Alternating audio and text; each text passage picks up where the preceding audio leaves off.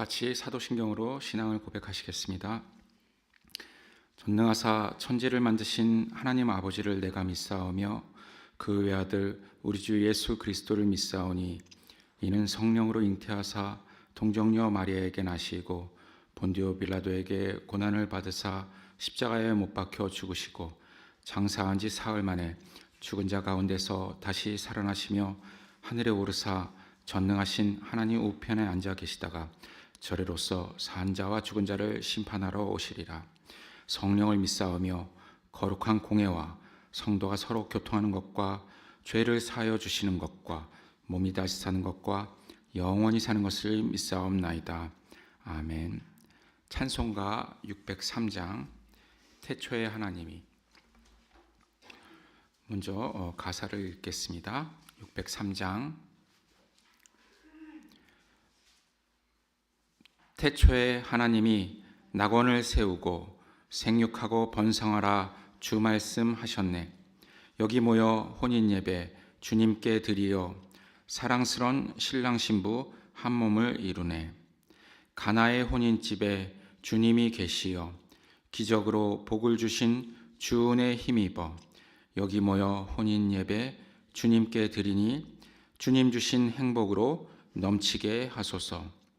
이 땅에 주의 나라 세우는 우리들 순결하고 평화로운 가정을 이루네. 여기 모여 혼인 예배 주님께 드리고 우리 주님 믿음으로 복되게 살리라. 아멘.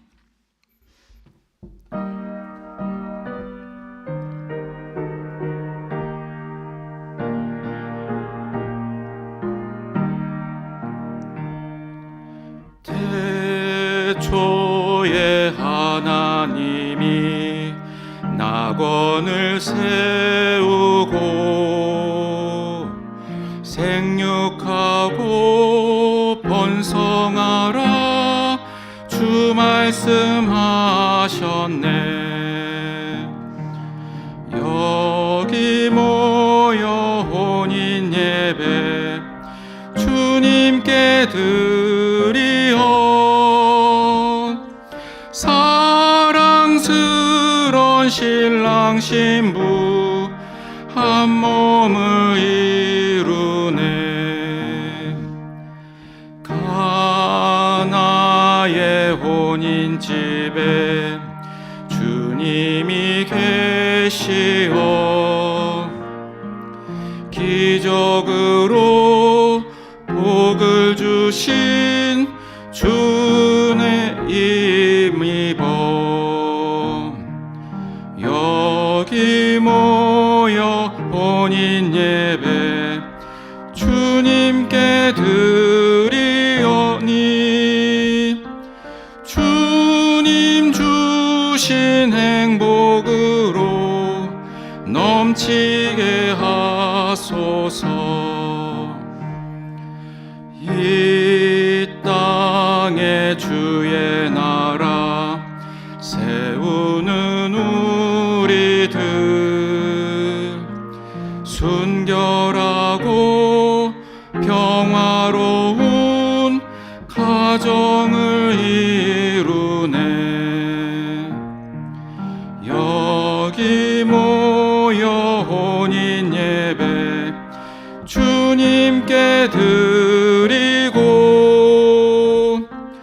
우리 주님 믿음으로 복되게 살리라. 아멘. 오늘의 본문은 고린도후서 2장 5절에서 17절까지의 말씀입니다.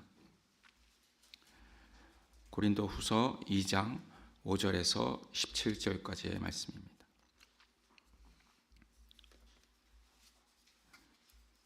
다 같이 합독하시겠습니다. 근심하게 한 자가 있었을지라도 나를 근심하게 한 것이 아니요 어느 정도 너희 모두를 근심하게 한 것이니 어느 정도라 함은 내가 너무 지나치게 말하지 아니하려 함이라. 이러한 사람은 많은 사람에게서 벌받는 것이 마땅하도다. 그런즉 너희는 차라리 그를 용서하고 위로할 것이니 그가 너무 많은 근심에 잠길까 두려워하노라. 그러므로 너희를 권하노니 사랑을 그들에게 나타내라. 너희가 범사에 순종하는지 그 증거를 알고자 하여 내가 이것을 너희에게 썼노라. 너희가 무슨 일에든지 누구를 용서하면 나도 그리하고 내가 만일 용서한 일이 있으면 용서한 그것은 너희를 위하여 그리스도 앞에서 한 것이니 이는 우리로 사탄에게 속지 않게 하려 함이라. 우리는 그 계책을 알지 못하는 바가 아니로라. 내가 그리스도의 복음을 위하여 드로아의 이름에 주 안에서 문이 내게 열렸을 때 내가 내 형제 디도를 만나지 못하므로 내 심령이 편하지 못하여 그들을 작별하고 마게도냐로 갔노라. 항상 우리를 그리스도 안에서 이기게 하시고 우리로 말미암아 각 처에서 그리스도를 아는 냄새를 나타내시는 하나님께 감사하노라. 우리는 구원받는 자들에게나 망하는 자들에게나 하나님 앞에서 그리스도의 향기니 이 사람에게는 사망으로부터 사망에 이르는 냄새요 저 사람에게는 생명으로부터 생명에 이르는 냄새라. 누가 이 일을 감당하리요? 우리는 수많은 사람들처럼 하나님의 말씀을 혼잡하게 하지 아니하고 곧 순전한 말씀으로 하나님께 받은 것 같이 하나님 앞에서와 그리스도 안에서 말하노라. 아멘. 샬롬. 이렇게 쉬지 않고 기도하시는 여러분에게 주님의 넘치는 응답이 함께하기를 바랍니다. 고린도 후서는 바울이 제3차 전도여행 중에 마게도냐에서 기록한 편지입니다. 바울은 고린도 교회를 3번 방문하고 그리고 4번 편지를 보낸 것으로 이렇게 보입니다. 고린도에서 교회를 세운 후 바울은 다른 지역으로 전도여행을 떠났고 고린도 교회를 위한 첫 번째 편지를 씁니다. 그 후에 문제가 생긴 고린도 교회로부터 문제 해결을 바라는 편지를 받고 두 번째 편지, 곧 고린도 전서를 디모데 편에 보냅니다. 그랬는데 그 문제들을 해결하지 못했습니다.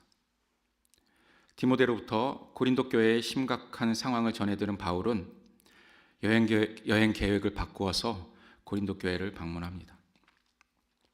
그런데 바울은 이 두 번째 방문에서 뜻밖의 상황에 직면을 합니다. 고린도 교회의 문제점들을 해결하러 간 바울은 그를 대적하는 자로부터 공격을 당합니다. 그의 권위에 도전을 하고 또 그리스도께서 그 안에서 말씀하고 계시다는 그러한 증거를 요구받았습니다. 이때 고린도 교회의 성도들은 바울의 편을 들지 않았습니다. 이에 바울은 큰 아픔과 슬픔을 안고 에베소로 돌아갔는데 이 방문을 고통스러운 방문이라고 말합니다. 그 후에 바울은 디도 편에 세 번째 편지를 보내 고린도 교회 형제들을 책망하고 또 그들에게 자기를 대적하는 자를 징계하라고 촉구했습니다. 이 편지를 슬픔의 편지라고 부르는데 오늘날 전해지지는 않습니다. 고린도 후서는 바울의 4번째 편지입니다. 고린도에 갔던 디도가 만나기로 한 드로아에 돌아오지 않자 바울은 마음이 불편하였습니다. 그래서 마게도냐로 갔습니다. 후에 디도를 만나서 그 기쁜 소식을 듣게 되는데 오늘의 본문은 마게도냐로 갔던 내용까지입니다.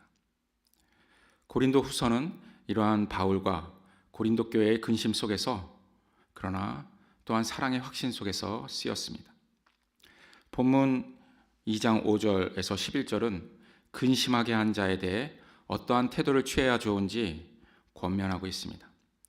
이 근심하게 한 자는 바로 바울이 고린도전서 5장에서 음행한 자를 교회에서 내쫓으시라고 명령했던 그 사람입니다. 그는 아버지의 아내, 즉 계모를 취하여서 근친상간을 했는데 고린도 교회는 이 일에 대해 제대로 된 판단을 하지 못하고 해결하지 못하였습니다. 바울은 이를 두고 너희가 오히려 교만하여져서 어찌하여 통한이 여기지 아니하고 그 일을 행한 자를 너희 중에서 쫓아내지 아니하느냐 하고 책망을 합니다. 통한이 여기지 않은 것 그 자체가 교만하기 때문일 수도 있지만 이 사건을 사회학적으로 이렇게 연구한 학자에 의하면은 그 음행한 자는 사회적으로 신분이 높고 또 부유한 자로서 고린도 교인들의 후원자였을 것이라고 추측을 합니다. 계모를 취한 것도 단순히 정욕 때문이 아니라 자기 아버지의 재산을 잃지 않기 위한 것으로 보입니다. 계모가 다른 남자와 결혼해서, 그러니까 재혼을 하면 자기 아버지로부터 상속받은 재산을 가지고 그 남자에게 갈 것이기 때문입니다. 이러한 일은 당시의 로마 사회에 있었던 일반적이진 않지만 그래도 있었던 일이라는 것입니다. 그래서 고린도 교인들도 이러한 사실을 잘 알고 있었기 때문에 침묵을 택함으로 현실적인 이익을 지지한 것으로 생각됩니다. 그러나 바울은 근심하게 한 자가 나를 근심하게 한 것이 아니라 너희 모두를 근심하게 한 것이라고 말합니다. 또한 이러한 사람은 많은 사람에게서 벌 받는 것이 마땅하다 이렇게 말합니다. 그렇지만 고린도전서 5장에서 말한 것처럼 이 악한 사람은 너희 중에서 내쫓으라 이렇게 말하지 않았습니다. 오히려 너희는 차라리 그를 용서하고 위로할 것이니 그가 너무 많은 근심에 잠길까 두려워하노라 말합니다. 바울은 생각이 바뀐 것 같습니다. 무엇이 바울의 생각을 바뀌게 했을까요? 바울은 유대인으로서 로마 사람이었지만 유명 율법학자인 가말리엘의 제자로 지내서 그 유대교의 율법에는 아주 밝았지만 고린도와 같이 타락한 문화는 별로 경험해 본 것 같지는 않습니다.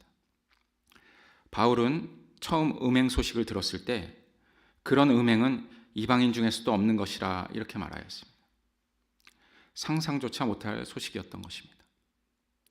그래서 내가 실로 몸으로는 떠나 있으나 영으로는 함께 있어서 거기 있는 것 같이 이런 일 행한 자를 이미 판단하였노라. 주 예수의 이름으로 너희가 내 영과 함께 모여서 우리 주 예수의 능력으로 이런 자를 사탄에게 내주었으니 이는 육신은 멸하고 영은 주 예수의 날에 구원을 받게 하려 함이라 이렇게 말씀합니다.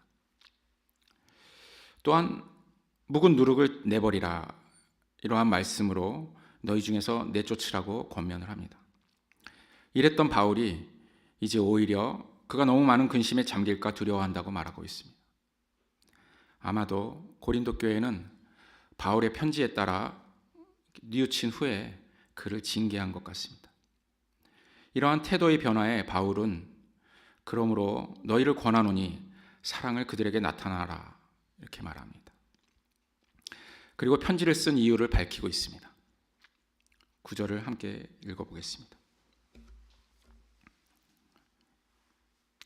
너희가 범사에 순종하는지 그 증거를 알고자 하여 내가 이것을 너희에게 썼노라. 무엇에 순종을 하는 것입니까?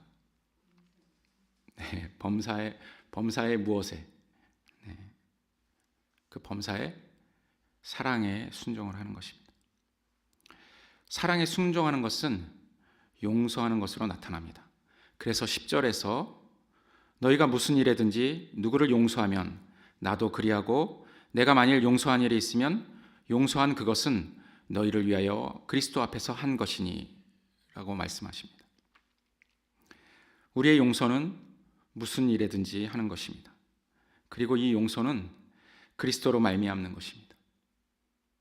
이 용서야말로 사탄의 속임수에 넘어가지 않는 우리의 지혜이고 또 사탄의 계책을 무너뜨리는 그러한 무기인 것입니다. 바울이 에베소에서 드로아에 도착했을 때 전도의 문이 열렸습니다. 그러나 고린도 교회에 이제 편지를 가지고 왔던 디도가 드로아로 다시 돌아오지 않자 그 바울은 마음이 불편해졌습니다. 그래서 전도를 얼마 하지 못하고 마게도냐로 갔습니다. 그러나 바울은 항상 우리를 그리스도 안에서 이기게 하시고 우리로 말미암아 각 처에서 그리스도를 아는 냄새를 나타내시는 하나님께 감사하노라 이렇게 말합니다. 바울은 자신들의 선교 여행이 결코 실패하지 않는다고 믿었습니다. 그리고 그들이 가는 곳마다 그리스도를 증거했습니다. 그렇기 때문에 자신들을 가리켜 구원을 받는 자들에게나 망하는 자들에게나 하나님 앞에서 그리스도의 향기라고 말하고 있습니다. 이 향기는 능력을 가지고 있습니다. 복음이 전파되는 곳곳에서 이 향기는 어떤 사람에게는 사망으로부터 사망에 이르는 냄새가 되고, 또 다른 사람에게는 생명으로부터 생명에 이르는 냄새가 되는 그러한 능력입니다. 즉, 그리스도를 증거하는 것이 누구에게는 심판이 되는 것이고 또 누구에게는 영생이 되는 것입니다. 왜냐하면 바울과 그 동역자들은 하나님의 말씀을 혼잡하게 하지 않고 순전함으로 하나님께 받은 것 같이 하나님 앞에서와 그리스도 안에서 말하고 있기 때문입니다. 우리 예담교회 말고 우리 교회는 이 땅에서 나타나야 할 것들이 있습니다. 바로 사랑과 순종, 그리고 용서와 복음의 향기입니다. 그리고 이러한 것들을 잘 나타내려면 하나님의 말씀을 혼잡하게 하지 않아야 합니다. 즉, 우리가 우리 스스로를 드러내어서는 안 되는 것입니다. 우리는 그리스도의 그 복음의 증인이지 우리는 복음을 만드는 사람은 아닙니다. 만일 복음을 만든다면 그것은 우리 자신을 위한 것이지 그리스도를 위한 것은 아닙니다. 사랑과 용서, 그리고 그리스도의 향기가 그리스도의 종으로서 사명을 받은 우리 예담교회가 걸어가는 모든 길 위에서 오늘도 온전히 나타나기를 소망하며 축복을 합니다. 기도하시겠습니다. 하나님 아버지, 우리가 무슨 일에든지 용서할 수 있는 힘을 주시길 원합니다. 그리스도 앞에서 사랑을 나타낼 수 있는 능력을 주시길 원합니다. 항상 우리를 그리스도 안에서 이기게 하시고 우리로 말미암아 각 처에서 그리스도를 아는 냄새를 나타내시길 또한 원합니다. 우리 예담교회가 언제나 모든 사람들과 하나님 앞에서 그리스도의 향기이길 소망하며 감사드리며 예수 그리스도의 이름으로 기도 올립니다. 아멘. 하늘에 계신 우리 아버지여, 이름이 거룩히 여김을 받으시오며 나라의 임하옵시며 뜻이 하늘에서 이룬 것 같이 땅에서도 이루어지이다. 오늘날 우리에게 일용할 양식을 주옵시고 우리가 우리에게 죄 지은 자를 사하여 준 것 같이 우리 죄를 사하여 주옵시고 우리를 시험에 들게 하지 마옵시고 다만 악에서 구하옵소서. 대개 나라와 권세와 영광이 아버지께 영원히 있사옵나이다. 아멘.